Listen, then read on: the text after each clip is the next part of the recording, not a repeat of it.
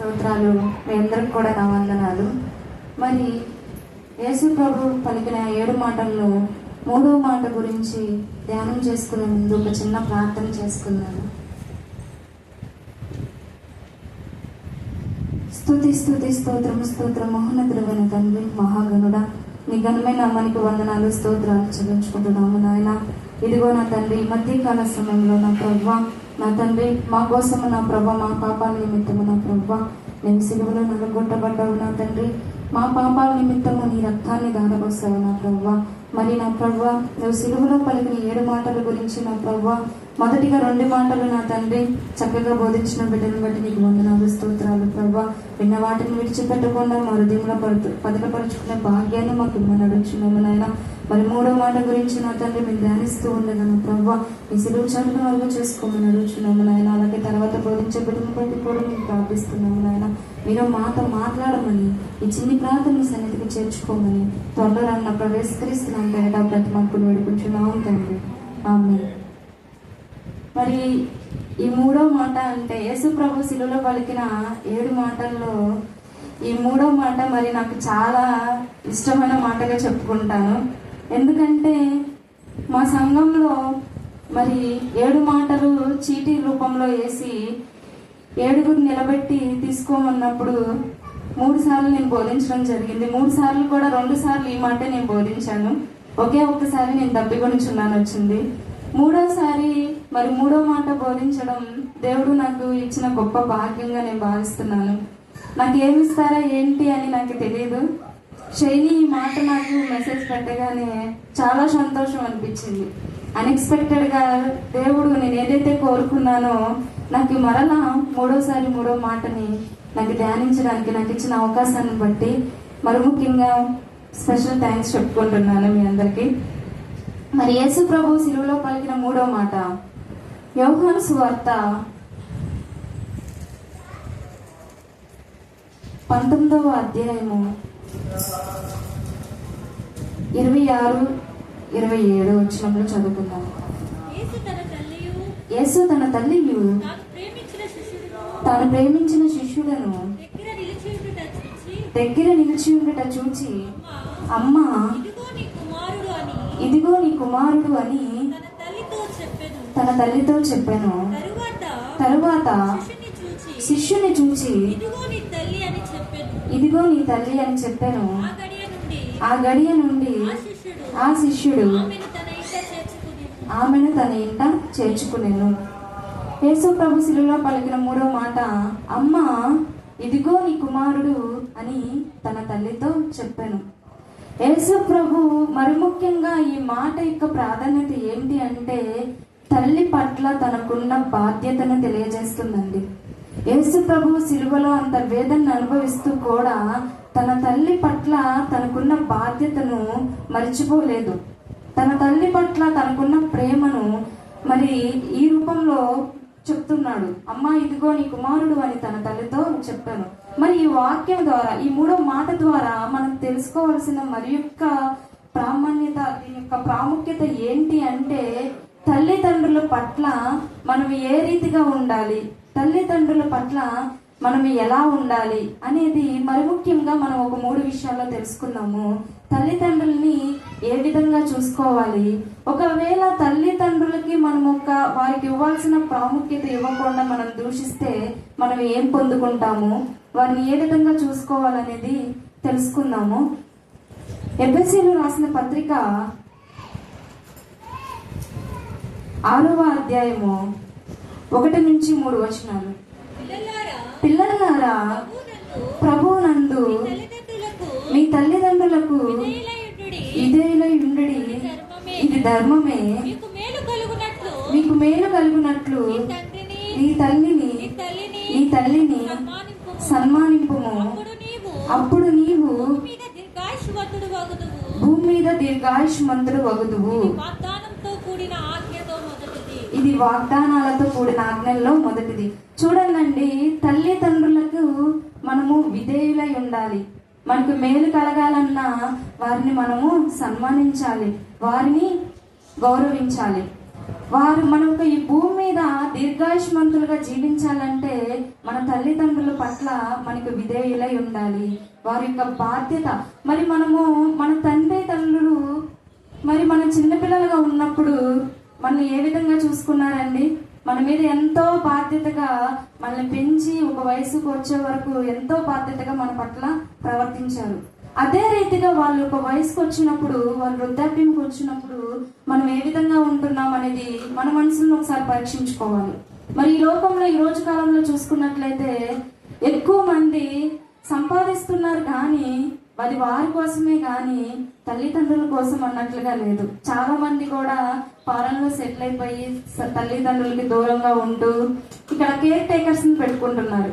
మరి మన తల్లిదండ్రులు మనకు కూడా కేర్ టేకర్స్ ని పెట్టలేదు కదా. స్వయంగా వాళ్ళే ఉండి మనల్ని ఇంతవరకు మనకు ఊహొచ్చి మనంతగా మనకి ఈ లోకం గురించి తెలుసుకునే వరకు మనకు మంచి మాటలు చెప్తూ మనకు నడక నేర్పిస్తూ ఆ విధంగా పెంచిన తల్లిదండ్రులకి మనం ఏ విధంగా బాధ్యతని నిర్వర్తిస్తున్నాం అనేది ఒకసారి మనం పరీక్షించుకోవాలి.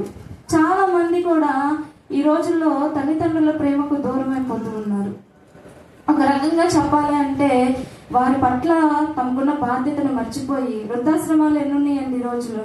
వృద్ధాశ్రమాల్లో తల్లిదండ్రులు విడిచిపెట్టేస్తున్నారు. మరి మన తల్లిదండ్రులు కూడా అలా విడిచిపెట్టి వెళ్ళలేదు కదా. ఒకవేళ మరి యేసు ప్రభు కూడా ఇక్కడ సిలువలో అదే మాట్లాడుతున్నారు అనమాట. తన యొక్క తల్లి యొక్క బాధ్యతను తాను నిర్వర్తిస్తున్నాడు. కాబట్టి మనం తల్లిదండ్రులకు విధేయులై ఉండాలి, వారిని సన్మానించాలి.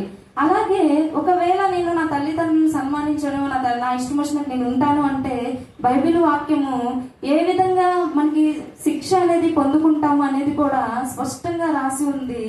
మత్తయి సువార్త 15వ అధ్యాయము 4-5 వచనాలను.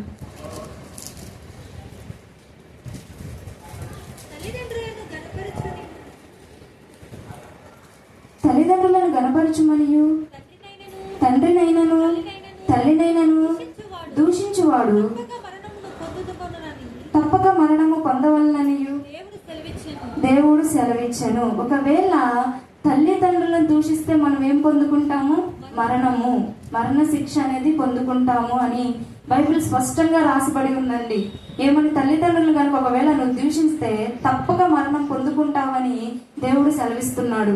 ఇది మోషే ఆ కాలంలోనే చెప్పాడు. మనకిచ్చిన ఆజ్ఞలన్నిటిలో కూడా ఉంటది 10 ఆజ్ఞలో నీ తల్లిని నీ తండ్రిని సన్మానింపము అని చెప్పి ఒక ఆజ్ఞ అనమాట. అలాగే సేమ్ ఇది మత్తయి సువార్తలో ఎలా అయితే రాసిందో మార్కు సువార్తలో కూడా ఇలాగే రాయబడి ఉంటది. ఏమని? మోషే చెప్పాను కదా, నీ తల్లిదండ్రుని కనుక నువ్వు దూషిస్తే మరణశిక్ష పొందుకుంటావు అని చెప్పి మోషే చెప్పాను కదా అని స్పష్టంగా రాసుంటది. మార్కు సువార్త 7వ అధ్యాయము 11వ వచనం కనుక చూసుకున్నట్లయితే,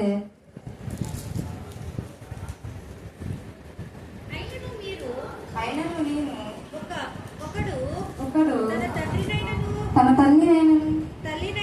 తల్లినైనను చూచి నా వలన నీకు ప్రయోజనం మగునది ఏదో అది కూర్చాను అనగా దేవార్పితమని చెప్పిన ఎడల తన తండ్రినైనను తల్లికైనను వానిని ఏమీ చేయనీయక. ఇక్కడ మనకు ఒక కొత్త పదం రాసి ఉన్నదండి, దేవార్పితమని. దేవార్పితము అని అంటే కరెక్ట్ గా ఫర్ ఎగ్జాంపుల్ గా మనం చూసుకున్నట్లయితే ఒక తల్లికి చాలా బాగాలేదు, అనారోగ్యంతో పాడైపోయింది అనుకోండి. అప్పుడు కొడుకు దగ్గర డబ్బులు ఉన్నాయి. తల్లి వెళ్ళి నాన్న నాకు హెల్త్ బాగాలేదు, కొంచెం నాకు డబ్బులు ఇస్తే నేను వెళ్ళి చూపించుకుంటాను అంటే కొడుకు అంటాడంట, లేదు అది దేవుడి కోసం నేను కూర్చుకున్నాను, దేవుడికి ఇవ్వడం కోసం నేను దాచుకున్నాను, నీకు ఇవ్వను అని అంటే అది అన్నమాట. దేవార్పితము అని అంటే అది దేవుడి పేరు చెప్పుకుని దాచుకుంటే దాని వల్ల నీకేమి ప్రయోజనము అని చెప్పి దేవుడు చెప్తున్నాడండి.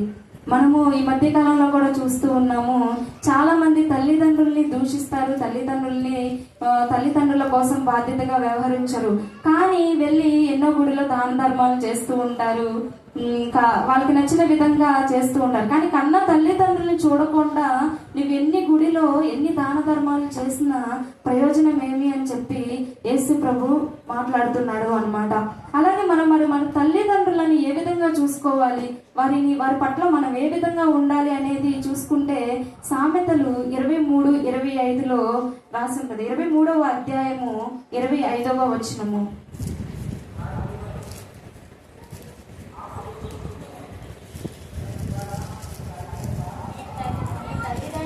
నీ తల్లిదండ్రులను నువ్వు సంతోష పెట్టవలను, నిన్ను కనిన తల్లిని ఆనందపరచవలను. మన తల్లిదండ్రులను ఏం చేయాలండి? సంతోష పెట్టాలి. నిన్ను కనిన తల్లిని ఆనందపరచాలి. మరి యేసు ప్రభు తన తల్లి పట్ల తనకున్న బాధ్యతని నెరవేరుస్తూ, ఇక నేను లేకపోతే నా తల్లి ఎలా ఉంటది. కొంతమంది చరిత్రకారులు చెప్తారండి ఏమని అంటే, ఆ టైంలో సిలివేసిన టైంలో ఏసేపు బహుశా చనిపోయి ఉండవచ్చు అని. అప్పుడు ఆ తల్లికి దిక్కెవరండి? యేసు ప్రభు మాత్రమే. మరి ఆ తల్లికి యేసు ప్రభుని సిలివేస్తున్నప్పుడు అక్కడ ఉన్న జనాభాలో చూస్తూ ఉన్న వాళ్ళు ఒక వ్యక్తి అయితే, మరి ఆ తల్లి చూస్తూ తట్టుకోగలదండి? ఆ తల్లి హృదయం ఎంత బాధపడి ఉంటుందో ఒక్కసారి జ్ఞాపకం చేసుకోవాలి. మనం ఒక్కవేళ మన చిన్న ప్రాయంలో ఉన్నప్పుడు మనకి ఏదైనా దెబ్బ తగిలితేనే తల్లి అల్లాడిపోతుంది.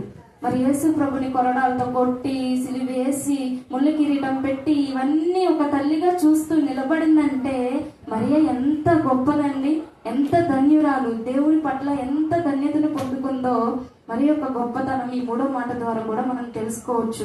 మరి మరియ హృదయం ఏ విధంగా వెళ్ళుతుంది, ఏ విధంగా మారింది, ఏ విధంగా మారుతుంది అని చెప్పి సిమియోను ప్రవక్త మరి యేసు ప్రభుని యెరూషలేముకి తీసుకొచ్చినప్పుడు అక్కడ మరియతో ఒక మాట చెప్తాడు. ఆవిడ హృదయం ఎలా ఉంటుందో అనేది ఒకసారి జ్ఞాపకం చేసుకుందాం అన్నమాట. లోక సువార్త 2వ అధ్యాయము 35వ వచనము.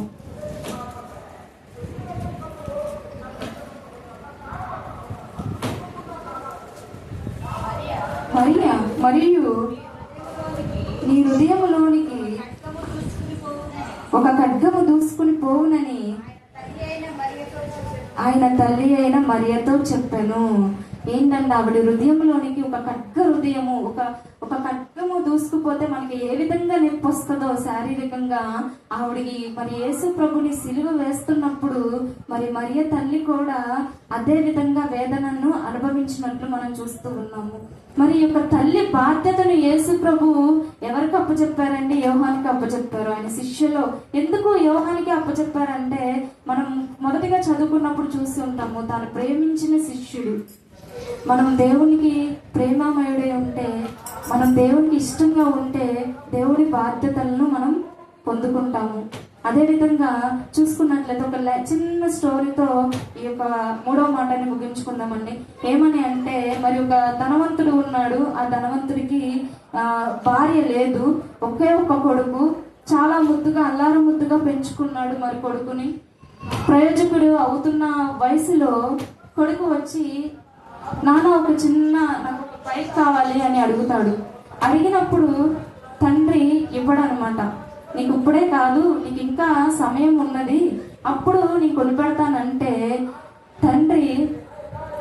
తండ్రి మాటను ఆ కొడుకు అపార్థం చేసుకుంటాడు. నీకు ఇంత ఉంది కదా, నాకు ఒక్క బైక్ ఇవ్వడానికి ఇంతగా ఆలోచిస్తున్నావు నువ్వు అనుకుంటాడు. ఎందుకంటే తన ఫ్రెండ్స్ తను కూడా అదే విధంగా రెచ్చగొడుతూ ఉంటారండి. మీకు అంత ఉంది కదరా, మీకు ధనవంతులు కదా, నువ్వు ఆఫ్టర్ ఆల్ ఒక బైక్ నీకు ఒక లెక్క అన్నట్టుగా మాట్లాడుతూ ఉన్నప్పుడు వయసులో ఉన్నాడు కదండి కొడుకు, చాలా ఆవేశంతో తండ్రి మీద గొడవాడి ఇంట్లో నుంచి వెళ్ళిపోతాడు. మరి తండ్రి కొన్ని సంవత్సరాల తర్వాత అనారోగ్యంతో చనిపోయినప్పుడు వస్తాడు కొడుకు తిరిగి రాగానే ఆయన దగ్గర ఒక లెటర్ ఉంటది. ఆ లెటర్ పెట్టి చనిపోయినప్పుడు ఆ తండ్రి ఆ లెటర్ రాసి చనిపోతాడు అనమాట. అప్పుడు కొడుకు ఆ లెటర్ని తీసినప్పుడు ఆ లెటర్లో ఏముంటదంటే, నాన్న నీకోసం నేను ఎప్పుడో సిద్ధపరిచాను, నీకోసం బైక్ని కాదు, నీ కార్నే నేను ఎప్పుడో నీకు బుక్ చేశాను, కానీ అది ఒక సమయం వచ్చిన తర్వాత, నువ్వు ఒక వయసుకి వెళ్ళిన తర్వాత, ఎవరైనా అంతే కదండి, తల్లిదండ్రులు పుట్టగానే 7th 6th క్లాస్లోనే బైక్ కార్లు అయితే కొనివ్వరు కదండి.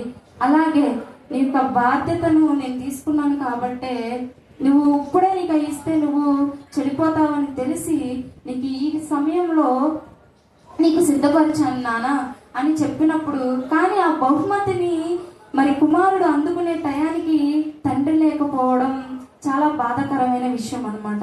అలాగే దేవుడు కూడా మనకి ఏదైతే కావాలో, ఏదైతే అవసరమో మనల్ని అడగగానే ఇచ్చాడండి. అది ఏ సమయం అనుకూలంగా ఉందో లేదో ఆలోచించి మన దేవుడు మనకి అనుగ్రహిస్తాడు.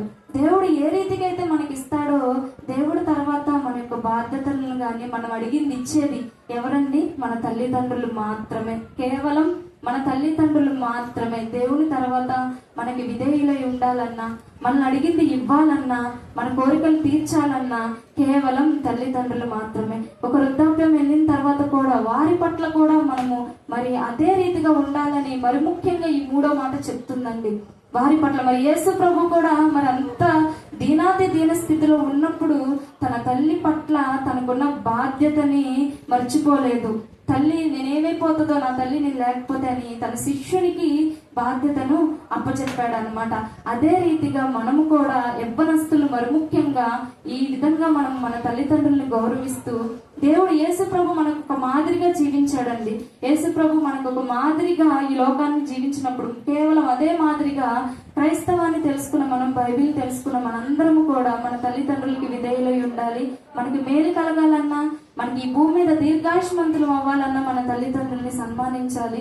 మన తల్లిదండ్రులని ఆనందపరిచే విధంగా మనందరము ఉండాలని దేవుడు ఈ యొక్క చిన్న మాటను దేవుడు దీవించును గాక.